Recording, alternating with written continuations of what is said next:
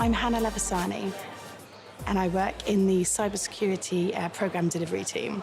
So I've always had an interest in technology, even from quite a young age. I mean, I was always into PlayStations, playing games growing up. So it's really kind of, been at the fore for me. Tech has always captivated me. I needed a way into technology with a fine art degree background, which is not easy. Sky had been a company that I was absolutely, I want to use the word obsessed, but I was a big sports fan. I love TV, I love content. And so I discovered the technology graduate scheme. They accepted graduates with any degree discipline. So I thought, I've got a shot. I went for the interviews and got the role. And my tech journey started from there in earnest, because I had the backing of Sky to do some qualifications, to experience all different areas of technology within Sky. And I eventually settled in what was at the time the CTO office, so essentially doing projects and programs across the whole of technology, including this building that we're sitting in today. But I ended up working in the cybersecurity team, which is fantastic. I think what I find most rewarding is being able to sit down with the cybersecurity teams, understand what kind of tools and technologies they want to put into the business, and then actually making that happen, bringing it to life. So it's, in its idea, it's a product they've selected. Actually putting it in place and seeing the output is really rewarding. So Sky is amazing. It's, I don't need to describe it to my husband because he works here already. I would just say it's a really welcoming, diverse, embracing company, and it really supports you. There's enough here that if you want to try something new, a new role, you can move around. It's fully supportive.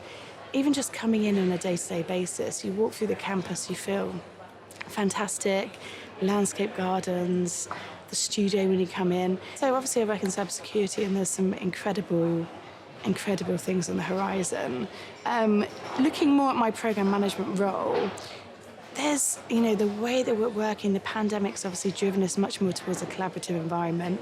There's so many tools and technologies that now bring us all together.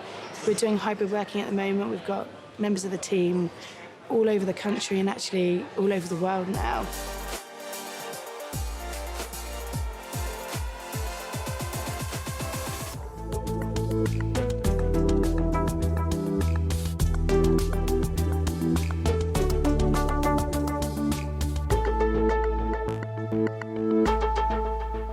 Welcome to this session. My name is Eleni Karamalegu. I'm the Group Social Media Director at Sky, and I am here today to talk about short-form and long-form storytelling. And I suppose in a way, at Sky, we take a lot of pride in our ability to tell stories, be that through text, through images, through video, through sports, news, entertainment. That's our bread and butter. So today, I wanted to talk to you a little bit about our ability to share those stories, and I would like to invite on stage my co-panelists after we hear first from the experts how they discover news and content online. I would say that I keep pretty informed of what's happening in the world. Honestly, I keep up the same way I think everybody keeps up, which is social media, which is probably the most basic answer. My friends, people in my life, social media. By Twitter, if I'm just on the go and I want to kind of check the news, see what's breaking, see what's trending. It's just easier.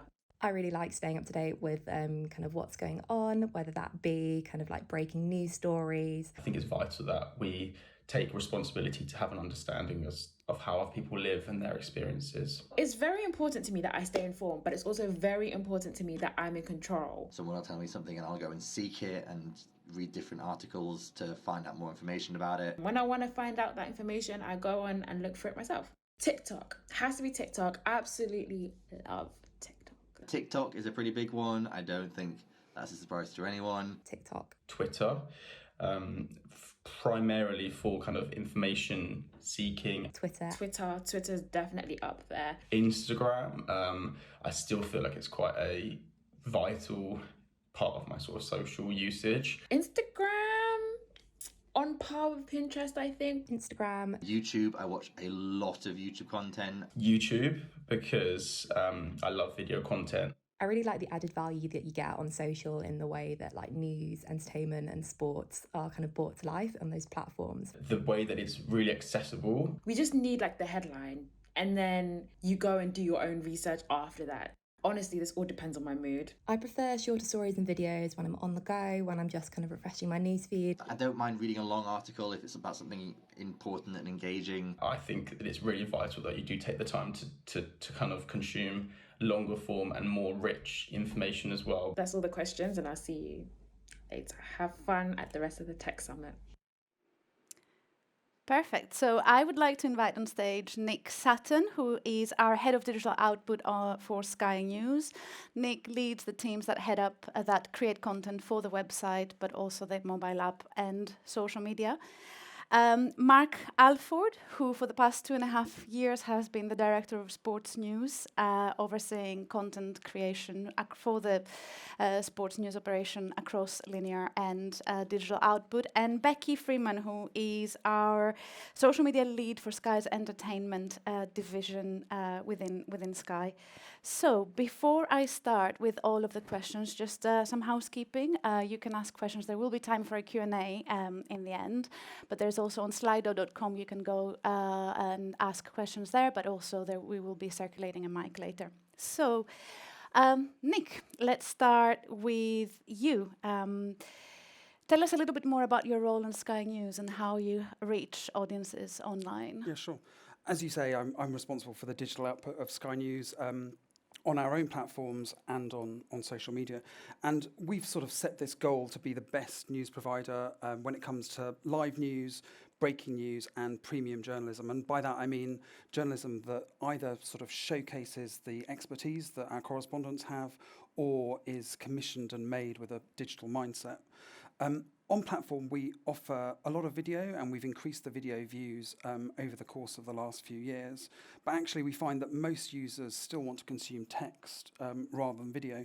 So we've invested quite heavily in increasing the sort of reporters that we've got working on the team with more specialist journalism. So we've now got a dedicated climate reporter, which we didn't have before.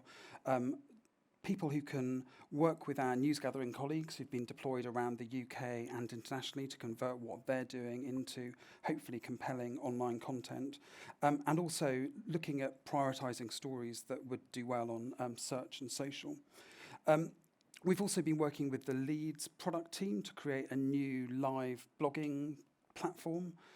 So that's now been live, I think, for the last year or so, and we've got a dedicated live team who are writing live blogs, which we find are sometimes most of the time actually, the most consumed individual pieces of content on the website and app each day. And what's great about them is that you get the sense from the analytics that people dip into them and will come back multiple times to sort of see what's happened on whatever the story is. As people might have heard from the earlier session, we've also built a new data and forensics team. Data really came onto its own during COVID when you got the sense that everybody wanted to understand what was happening with the pandemic. We've now moved beyond that, so they're doing lots of stuff around cost of living, interactive calculators that can sort of show you what your consumption is increasing by. And they've also, with the forensic journalism, doing lots of sort of open source intelligence reporting. So, different types of stories, but also much more sort of showing our working. And across, on our own platforms, we've seen a decent increase in traffic. I mean, it's no doubt been driven largely by the sort of slightly crazy news agenda of the last few years, but it's up something like 80% over the last 3 years in terms of our sort of monthly uniques. And if I sort of show you this video now, it's got some examples of some of the new formats we've been experimenting from those live blogs to social media as well on our website and app and the main social media platforms.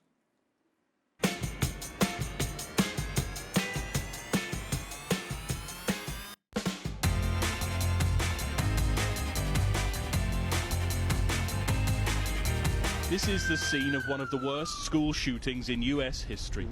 Just want to understand why you do not think that guns are the problem. Was having to apologise to the Queen about those parties The night before she put her husband of over 70 years, she laid him to rest. Was that a moment of shame for you? Sir Keir Starmer, how much do you earn? I earn just over 80,000 as an MP, and I earn more than that for being Leader of the Opposition. Anyway, it's all coming out in a whoosh, my side of the story, and the truth is going to shock the planet. This is a seismic moment for life and law in America.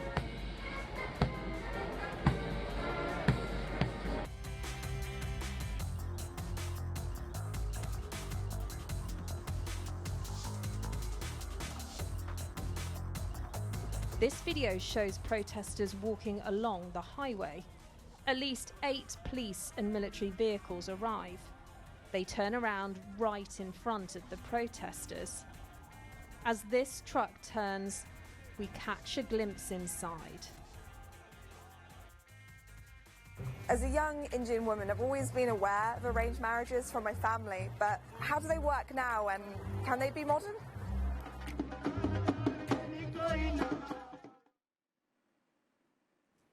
Wow. Well, we've obviously seen some TikTok examples there, but obviously a lot of other platforms as well.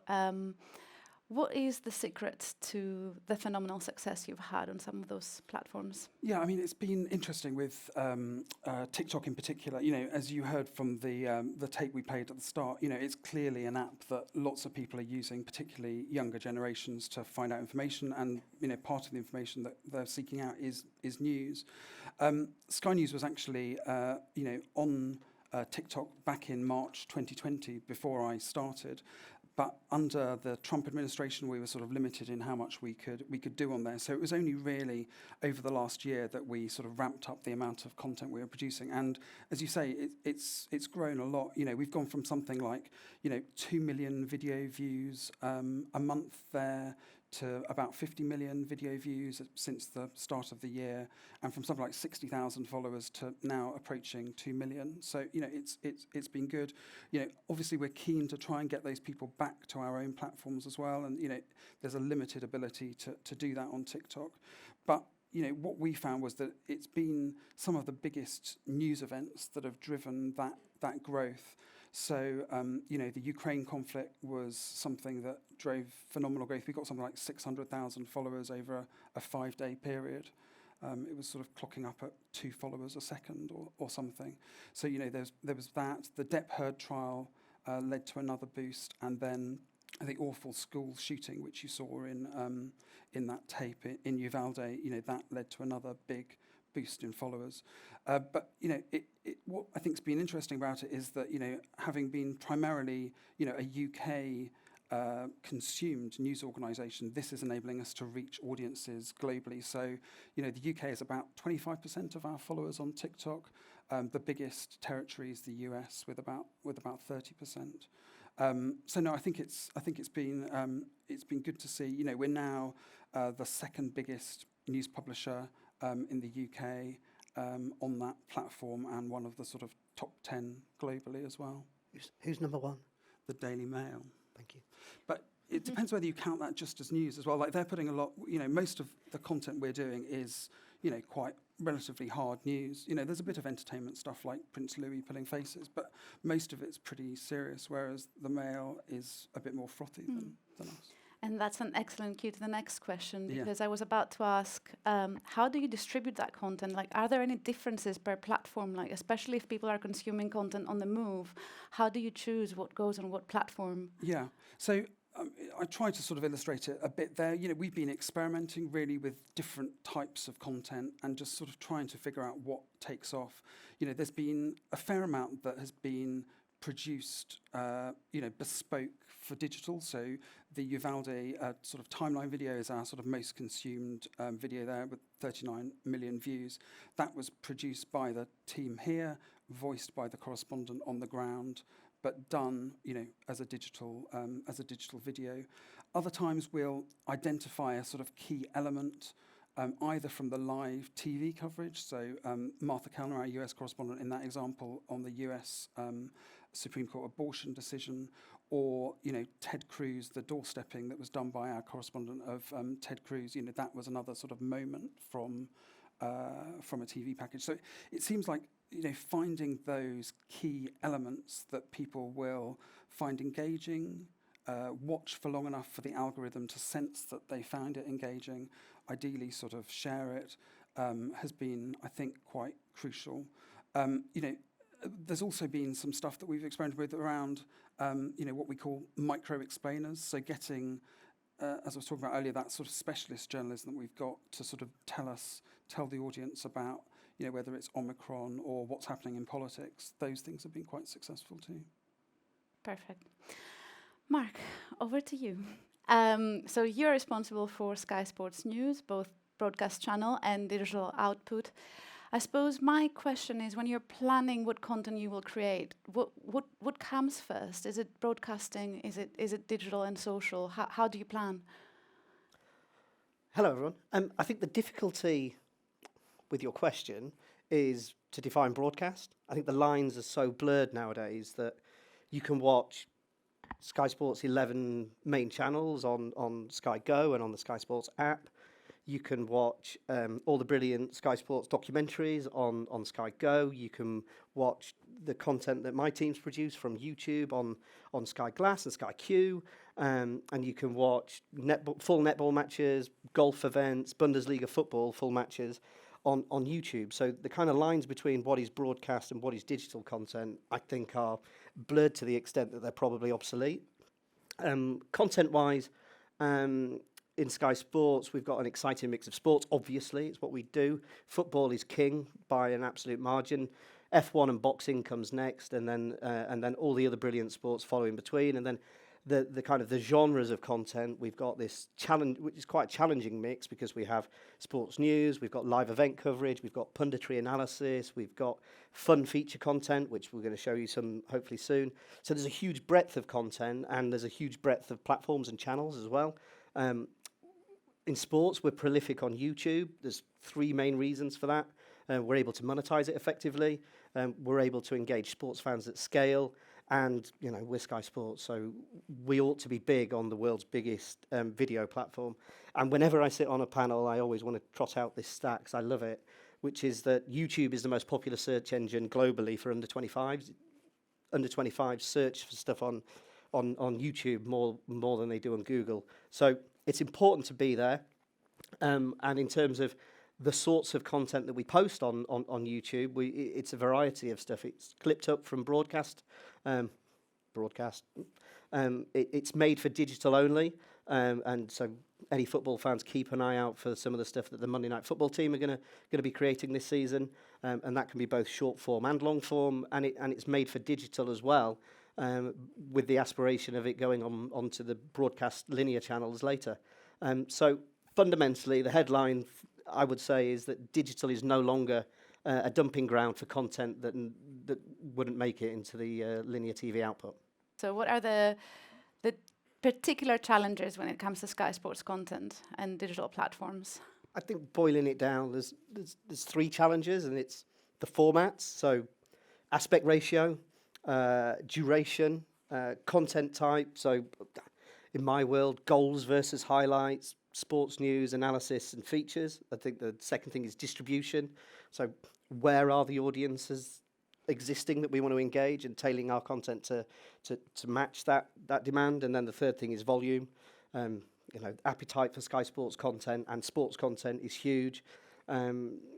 We did a little audit of the most recent Manchester United versus Liverpool match, and on digital we posted more than 300 different items of video content, either before, during or after that match. So that's a lot of content. Just to go back to the YouTube sizzle that you just saw, you'll have noticed, well, the observant ones will have noticed it was in 16:9 aspect ratio, landscape to kind of normal people.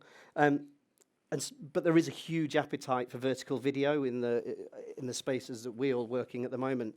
And sport doesn't fit vertical very well. Well, not easily. Boxing is helpfully in that the action does fit more broadly. Nick, stand up.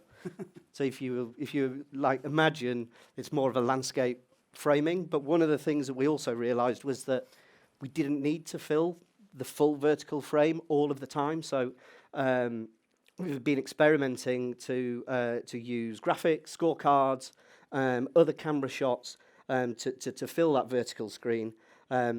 And our challenge with that is the production burden, resource, but our technologists, and I'm sure this is what this audience is most interested in, are helping us solve a lot of those problems through automation, be it in a gallery or with video production in the cloud. And so we're stepping into that challenge, and we've experimented both with football, which is much more of a challenge, and boxing. So shameless plug time. There is a really important and really special night of boxing that Sky Sports and Boxer are putting on at the O2 this weekend. It's the first all-female card, and it's got Clarissa Shields versus Savannah Marshall at the top of the bill. So if you are into your boxing, it's going to be very special and also very progressive for in the world of sport. So please tune in for that. Unfortunately, we're not having a vertical experiment with that particular evening, but we have got a couple of other digital experiments for an interactive scorecard and a downloadable match night program. So check those out. But yeah, we are trying to make sport fit into vertical, Eleni. Perfect. Sounds good. So speaking of vertical and generally the trend in vertical video, obviously younger audiences, as we saw earlier, they don't look for content. Content finds them. Where do you find younger audiences online? Well, firstly, online.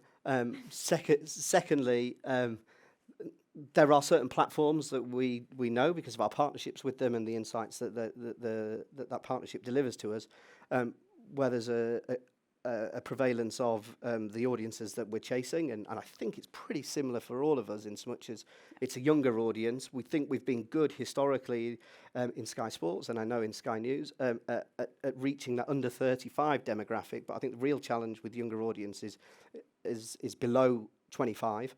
Did I say 35 or 25? 35 we've been good at historically. 25 is the new challenge. And then more female audiences. It's probably easier for these two guys to engage with female audiences, and that's just a kind of matter of fact when it comes to sports content. That audience is there. We've got to go and get it. So we operate on Snapchat and Instagram Reels, and then, as the experts at the top of this segment said, and as these guys are going to say as well, TikTok is really the platform of interest to us all, because there are a lot of young people and there are a lot of young females on there as well that we want to try and engage. I am extremely fortunate that not only do I get to work with a brilliant team of journalists and producers, designers and platform experts, but sports content is really colourful, really energetic and dynamic. So we're hugely fortunate, and we want to take that to our social media audiences. The one thing that we do not have is fire-breathing dragons, and unfortunately for me, Becky does. Becky, fire-breathing dragon. So you've been working on delivering the campaign for House of the Dragon, the launch, the big launch that we've had on Sky, and the premiere, the pan-European Sky premiere, very recently. That included, amongst other things, 2 live streams at the same time on both YouTube and TikTok. Tell us a little bit more about the campaign. Yeah, we must have been crazy. The campaign was a beast, or a dragon, if you will. So yeah, this is such an incredible IP, because we did our very first social media post for House of the Dragon in December 2020. That's how long the fan base has been anticipating it. It's been in the works, and we knew we had some really early opportunity to engage fans on Reddit as one of the key kind of moments, attending Comic-Con, like really amazing lead up. But the premiere was kind of our first mass awareness, kind of mass audience piece, and we really wanted to reach as many people as possible. I think premieres, like in the film industry, I've worked on many, used to be give me the red carpet fashion the day after on social, and that kind of was it. That was the appetite satiated and everyone was really happy. Whereas over the advancement of tech and over the last few years, people have wanted to get as close as humanly possible without physically walking the red carpet, and I think we've really looked to do that as big as ever, really, with House of the Dragon premiere. So we had 2 live streams. We had, and we'll show some clips in a sec, but we had one on YouTube, which was Really quite glossy, 5 camera rig setup, stings, featurettes. We had a broadcast host and tried to make it as interactive rather than as passive as we could. So we had a virtual audience that we beamed up, like physically onto the virtual screens in Leicester Square. They were able to ask talent questions. It was a real kind of moment. I'll show you a super quick clip from there, and then we can chat about the second one.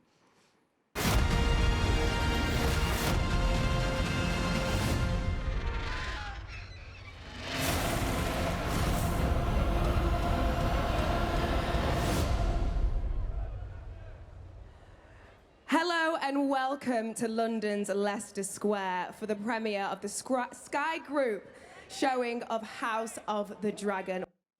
Man, that is a mouthful, so I don't blame her there. But yeah, it was, you can kind of just see, it's an hour and a bit long, which is why we just show you the intro, but you can see that is genuinely the kind of thing that wouldn't be amiss on linear TV either, in terms of the quality of the production that we tried to deliver for the audiences and make them feel super immersed. We also chose TikTok for all the reasons we've been saying, different audience, new opportunity for Sky to reach that fan base of House of the Dragon.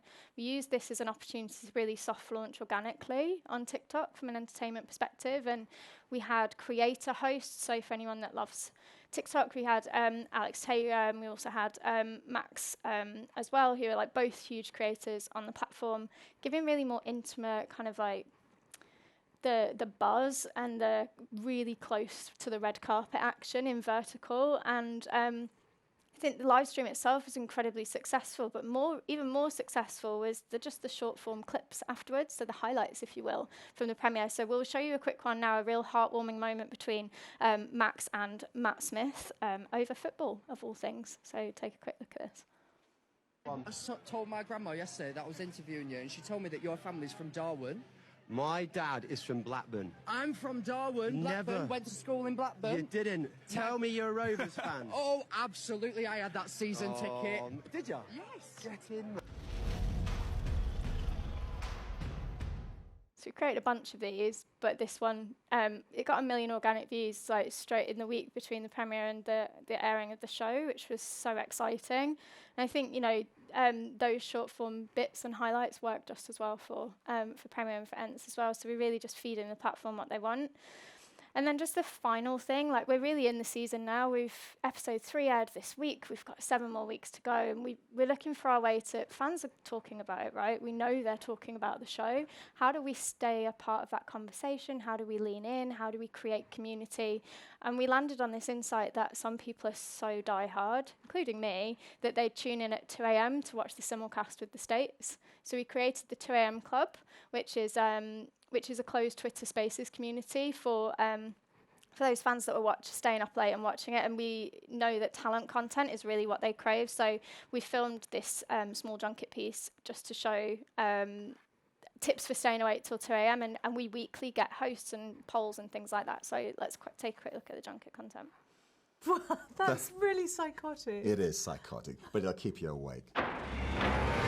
War is afoot.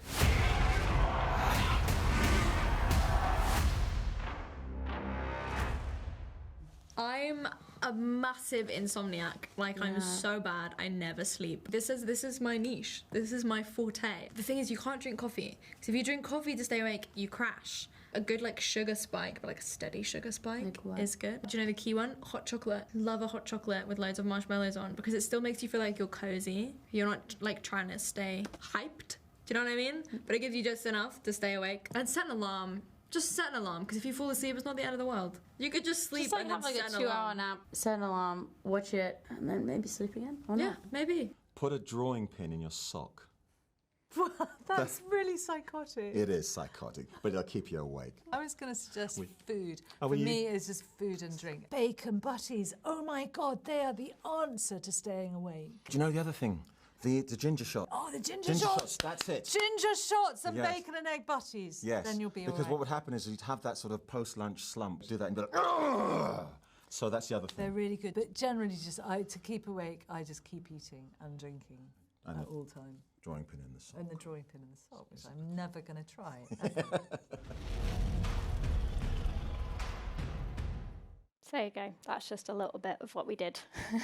Amazing. And like overall outside of the House of the Dragon premiere, right? Like how do we at Sky create buzz and engagement with our programming and distribute exclusive content on social? What are the platforms? What are the insights? Yeah, I think for a lot of entertainment, we're really lucky. Like the fans exist, whether that's fans of existing IP or just fans of talent that are in new shows or fans of a genre. We have to go and join those fandoms. They are really the fuel to helping us create buzz, word of mouth, advocacy, engagement, and there's just so much insight there within those communities that we can create for. I think, just to echo what these guys are saying, you know, the audiences are consistently front of mind when we're looking at new platforms to venture into. We've mentioned TikTok a lot. We also create more long-form content for YouTube. People just want to be entertained. And so we need to make sure our content is entertaining while selling entertainment, I guess. Indeed. So one last question from me to all of you. And then I will open it up to the audience and Slido. So where do we see the future of social media? And I know we're all going to go Web 3.0 and everything that we just said today may not exist tomorrow, but in 5 years, let's not say 10, what do we think the future of social will be, or digital? Who's going first? I mean, I think it's hard to know for sure, but I can see us just experimenting with things as the platforms change as well. So, you know, we've seen, as we've talked about, this great success on TikTok. We're currently working with Snapchat. We've had a long sort of partnership with them. They've just rolled out in the last fortnight a new product that we're using that is really quite successful at driving people back. You can swipe up on these dynamic editions, and it takes you back to the website. So it's sort of driving traffic directly back to us, which has been interesting, and I'm sure will grow more over the coming years. And I think YouTube just is going to be continue to be huge. We've seen really big audiences there over Ukraine. You know, we were sort of seeing audiences that far surpassed anything we'd seen during COVID or any of the other sort of big stories we've covered. You know, it's been interesting there, you know, looking at YouTube Shorts, you know, as they try and get into the sort of vertical video thing too, and we've been had decent success with that. And we've also been doing a lot more streaming. We're keen to, as well as offering the Sky News linear channel, give audiences a chance to choose their own feeds as well. So we're going to ramp up the amount of video streaming that we're doing, primarily via YouTube. Perfect. Mark? So it's interesting to hear you say, because we embrace the challenge too, of how do you marshal audiences from social to where you want them to be on owned and operated or your linear channel.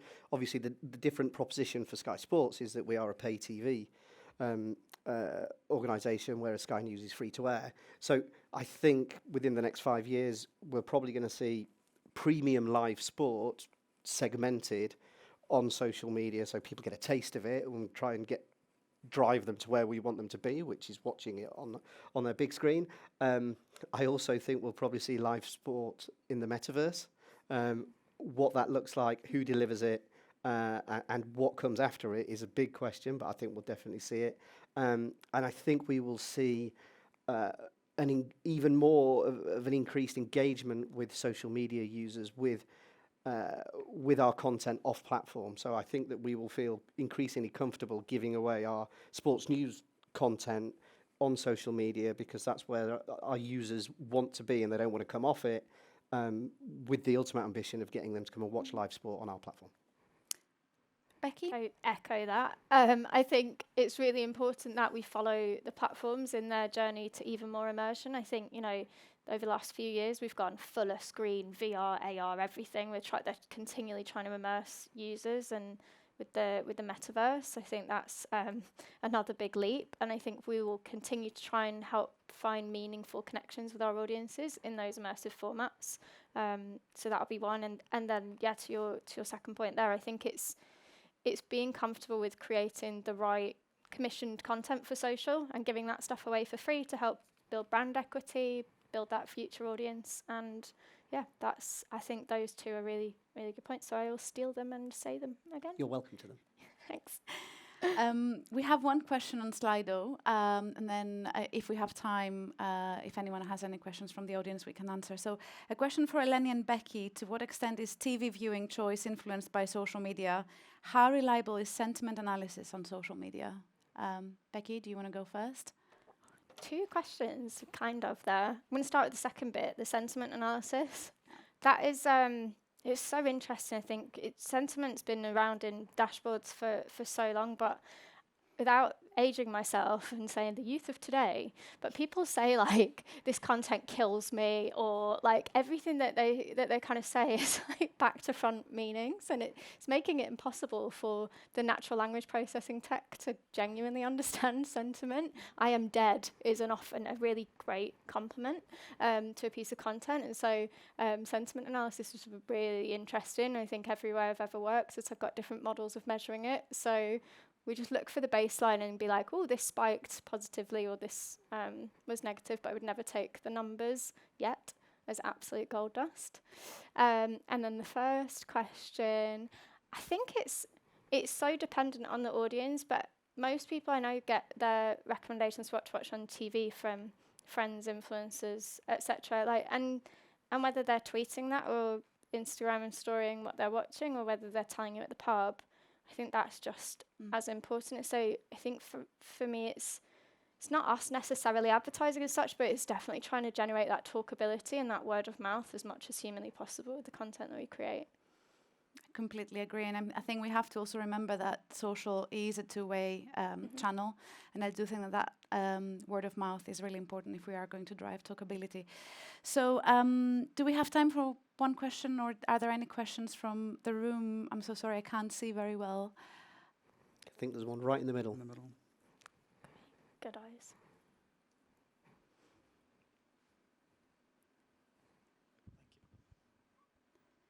Hi, thanks for the presentation. It's really interesting.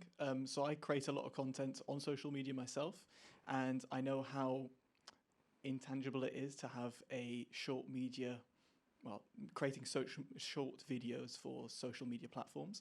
So I would be really curious to know how Sky makes it commercially viable to continue producing short-form content on a long-haul basis, specifically given that the younger generation are moving towards said platforms. Do you want me to go first? Go for it.